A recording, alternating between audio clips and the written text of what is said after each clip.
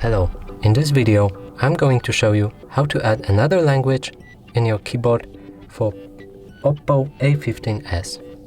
So first, you open up your settings. Now you go to additional settings. Then you press keyboard and input method.